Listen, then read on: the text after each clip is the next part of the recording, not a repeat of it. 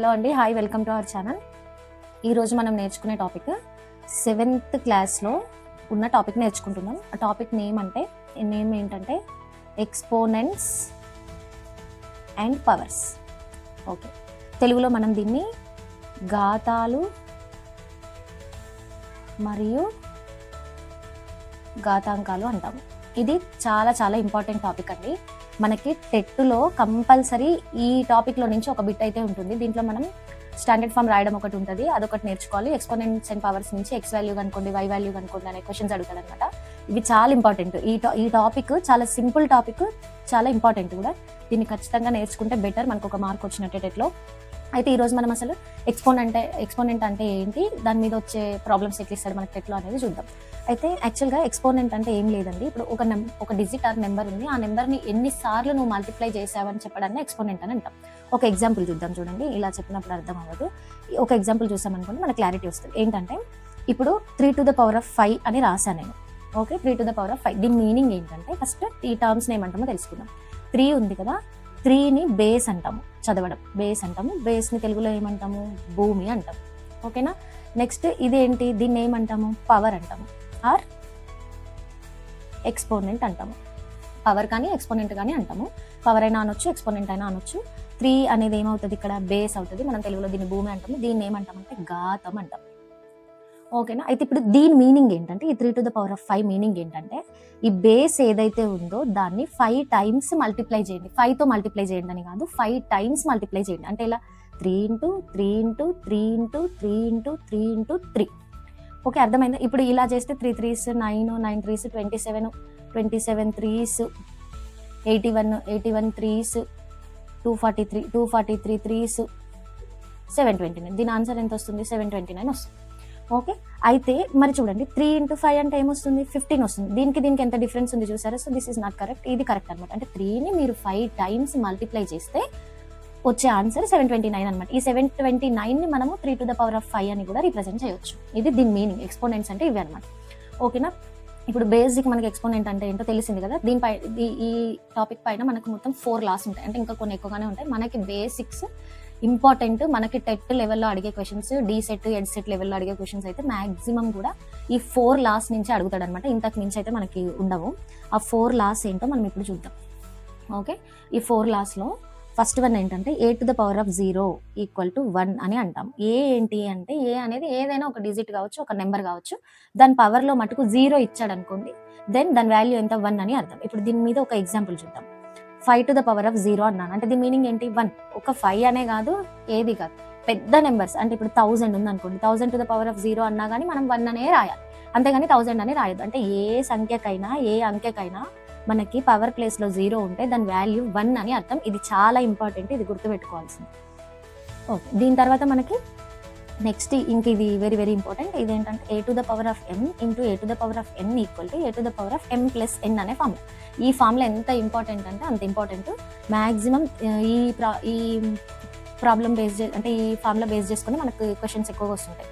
అయితే దీని మీనింగ్ ఏంటంటే, ఇలా బేసెస్, ఇప్పుడు దీన్ని బేస్ అంటాం కదా, దీన్ని ఎక్స్పోనెంట్ అంటాం కదా, ఇలా బేసెస్ అనేవి ఈక్వల్గా ఉండి ఎక్స్పోనెంట్స్ ఇలా డిఫరెంట్గా ఉన్నప్పుడు మనం దీన్ని డైరెక్ట్గా ఈ ఫార్ములా యూజ్ చేసి రాయొచ్చు అనమాట. అంటే దీని మీనింగ్ ఏంటంటే, మనకు ఒక ఎగ్జాంపుల్ తీసుకుంటే అర్థమవుతుంది. ఎగ్జాంపుల్ 2⁵ ×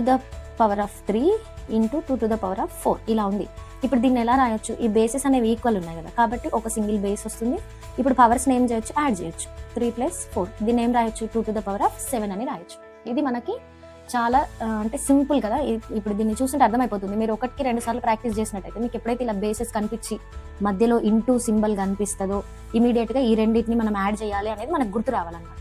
నెక్స్ట్ కాన్సెప్ట్ ఏంటంటే, నెక్స్ట్ లా ఏంటంటే a⁴m / a⁴n. దీని మీనింగ్ ఏంటంటే a⁴m × a⁻n.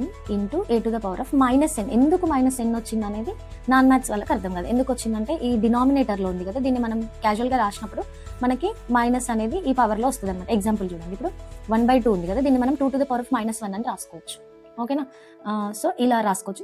ఒకవేళ మీకు 3⁻−1 అని ఉందనుకోండి, ఇట్స్ నథింగ్ బట్ 1/3 అని మీనింగ్. ఇలా రాస్తాం అనమాట. సో ఇప్పుడు a⁴n ని మనం a⁻−n అని రాయొచ్చుగా, ఎందుకంటే ఇది డినామినేటర్లో ఉంది. ఇప్పుడు సేమ్ ఇదే ఫార్ములా యూజ్ చేస్తాం. ఎందుకు? బేసెస్ అనేవి ఈక్వల్గా ఉన్నాయి, పవర్స్ అనేవి డిఫరెంట్గా ఉన్నాయి కదా. సో మనకు తెలిసిన ఫార్ములా ఏంటి? a to the power of m into a to the power of n equal to a to the power of m plus n. Okay, direct m plus of minus n కదా, మనం అడిషనే కదా చేయాలి. So that a to the power of m minus n, ఇది ఒక formula. Next దీని తర్వాత we have one more, it's also very important. 3 square whole to the power of 5 అని ఉందనుకోండి. ఇప్పుడు దీన్ని ఎలా చేస్తామంటే దీనికి ఒక ఫార్ములా ఉంది చూడండి. a to the power of m whole to the power of n ఇలా ఉంది, ఇలా బ్రాకెట్ ఇచ్చాడు మీకు. ఓకేనా? ఇలా బ్రాకెట్ ఇచ్చినప్పుడు దీని మీనింగ్ ఏంటంటే సింపుల్గా బేస్ యాజ్ రాసేయండి, సేమ్ ఎంత ఉందో అంత రాసేయండి. ఈ పవర్స్ ఉన్నాయి కదా, ఇప్పుడు దీన్ని ఏమని చదవాలంటే a to the power of m whole to the power of n, అంటే ఈ మొత్తం దానికి ఇది ఏమంటారు, టోటల్గా ఉన్న పవర్ అనమాట. సో ఫస్ట్ దీన్ని ఏం చేస్తాము, బేస్ యాస్టీస్గా రాయండి, పైన ఈ రెండింటిని ఇంటూ చేసేయండి, దట్స్ ఇట్, mn అని రాసేస్తాం. అంటే it's nothing m into n అనే కదా మీనింగ్. ఇప్పుడు చూడండి, ఇదే ఫార్మాట్లో ఉన్న ఒక క్వశ్చన్ తీసుకున్నాను నేను ఎగ్జాంపుల్ మీకు. సో దాన్ని ఇప్పుడు ఏం చేయాలి, బేస్ యాస్టీస్గా రాస్తాము. 2 5s ఎంత, 10 కదా, 3 to the power of 10, ఇది దీని వాల్యూ అనమాట. ఇలా చేస్తాము. నెక్స్ట్ దీనిపైన మనం ఒక క్వశ్చన్ చేద్దాము, జనరల్గా టెట్ లెవెల్ ఎట్లా అడుగుతాడు అనేది. ఎగ్జాంపుల్ 1 తీసుకుందాం. Example 3 to the power of x plus 1 equal to 9 అని ఇచ్చి ఫైండ్ ద ఎక్స్ వాల్యూ అంటాడు. దీన్ని ఎలా చేయాలి? మ్యాథ్స్ వాళ్ళకి ఈజీ చెప్పేసాను, కానీ నాన్ మ్యాథ్స్ వాళ్ళకి ఒక లిటిల్ బిట్, అంటే మనకి ప్రాక్టీస్ ఉంటే నో ప్రాబ్లం, ప్రాక్టీస్ లేకపోతే కొంచెం డౌట్. ఇప్పుడు మనకి ఏం అర్థం అవ్వాలంటే దీని సొల్యూషన్ చేసినప్పుడు ఇలా ఒక సమ్ చూడగానే ఇది ఎక్స్పోనెంట్స్కి సంబంధించిన క్వశ్చన్ అనేది ఫస్ట్ మనకి స్ట్రైక్ అవుట్ అవ్వాలి. దాని తర్వాత ఏం అవ్వాలి, ఇక్కడ బేస్ 3 ఉందంటే మస్ట్ అండ్ షుడ్గా 9ని కూడా 3 పవర్స్లో రాసేలాగా చూడాలి.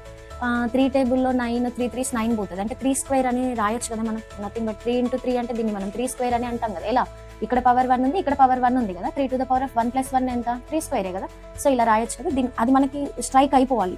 3 to the power of x plus 1 equal to 9ని మనం 3 స్క్వేర్గా రాయొచ్చు.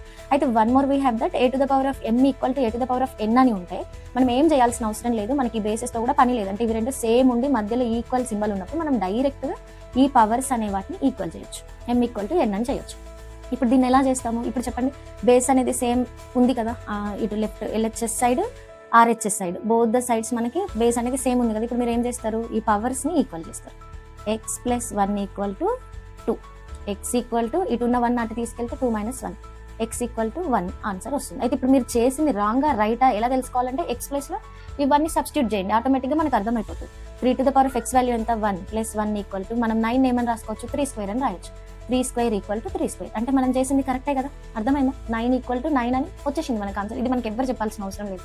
ఇలా x టర్మ్స్ y టర్మ్స్ ఏమైనా కనుక్కోండి క్వశ్చన్స్ ఇస్తే మనకు వచ్చిన x వాల్యూని ఆర్ y వాల్యూని ఆ క్వశ్చన్లో సబ్స్టిట్యూట్ చేస్తే మనకి ఈక్వల్ అంటే సేమ్ ఆన్సర్ రావాలి, అప్పుడు అది మనకి కరెక్ట్. అంటే LHS side RHS side, LHS side అంటే లెఫ్ట్ హ్యాండ్ సైడ్, RHS అంటే రైట్ హ్యాండ్ సైడ్, ఇవి చాలా ఇంపార్టెంట్ అనమాట. సో ఈ 4 లాస్ ఏవైతే ఉన్నాయో మనకి ఈ 4 లాస్ పైన మ్యాక్సిమం క్వశ్చన్స్ వస్తాయన్నమాట. అయితే డీ సెట్లో కానీ, ఎడ్ సెట్లో కానీ, టెట్లో కానీ, ఇంకేవైనా కాంపిటేటివ్ ఎగ్జామ్స్లో కానీ ఈ ఎక్స్పోనెంట్స్ అనే టాపిక్ మాత్రం చాలా ఇంపార్టెంట్. దీనిపైన నేను ఇంకొక క్వశ్చన్ చేస్తాను. ఐ హోప్ మీకు అర్థమైందని అనుకుంటున్నాను. మీకు అర్థమైంది అంటే మాత్రం ఒక లైక్ చేయండి, షేర్ చేయండి, మన ఛానల్ని అయితే సబ్స్క్రైబ్ చేయండి. మీకు తెలిసిన వాళ్ళకి, మ్యాథ్స్ కొంచెం డిఫికల్ట్గా ఫీల్ అయ్యే వాళ్ళకి మన ఛానల్ని అయితే సజెస్ట్ చేయండి. నెక్స్ట్ క్వశ్చన్ చూద్దాం. ఎగ్జాంపుల్ ఎలా ఇస్తాడంటే ఇంకా 4 to the power of y equal to 64, find the value of y అంటాడు. ఇప్పుడు చెప్పండి దీన్ని ఎలా చేయాలి జనరల్గా. అంటే మీకు దీన్ని చూడంగానే ఏమర్థం అవ్వాలంటే, ఓహో ఓకే ఇటువైపు 4 ఉంది కాబట్టి బేస్లో 64ని కూడా మనం 4 పవర్స్లో రాయగలుగుతామా? వన్స్ ట్రై చేయొచ్చు. ఎలా? 4 4s ఎంత, 16, 16 4s ఎంత, 64. సో దీన్ని ఇట్స్ నథింగ్ బట్ ఏమని రాయొచ్చు, 4 క్యూబ్ అని రాయొచ్చు. 4 cube is nothing but 4 into 4 into 4, it's 64. So ఇప్పుడు మనకేం తెలుసు, 4 to the power of y equal to 4 to the power of 3. మనకేం తెలుసు, a to the power of m equal to a to the power of n అంటే direct m equal to n అని మనకు తెలుసు కదా. సో దట్ ఇప్పుడు ఏం చేయొచ్చు, ఈ బేసిస్ ఈక్వల్ ఉన్నాయి, మధ్యలో ఈక్వల్ సింబల్ ఉంది కాబట్టి డైరెక్ట్గా you can write y equal to 3 అని రాయొచ్చు. అంతే కదా. ఇప్పుడు y ప్లస్లో 3 పెట్టండి, 4 క్యూబ్, 64 ఏం రాయొచ్చు, 4 క్యూబ్. అంటే మనం చేసింది కరెక్ట్. అంటే మనకు ఒక సమ్ ఇచ్చాడంటే మస్ట్ అండ్ షుడ్గా ఇలా ఇటువైపు బేస్ ఇచ్చాడంటే ఇటువైపు ఖచ్చితంగా ఆ బేస్ మనం రాయగలిగేలాగే ఇస్తాడనమాట. అలానే ఇస్తాడు, ఖచ్చితంగా మనం రాయగలిగేట్టుగానే ఉంటుంది. కాకపోతే మనం ట్రై చేయాలంటే 4 3 times మల్టిప్లై చేస్తే వస్తుందా, 4 times మల్టిప్లై చేస్తే వస్తుందా అనేది మనం చెక్ చేసుకొని రాయాల్సి ఉంటుంది. ఇది మనకు క్వశ్చన్ అనమాట. ఇలాంటి క్వశ్చన్సే మనకు అడుగుతూ ఉంటారు.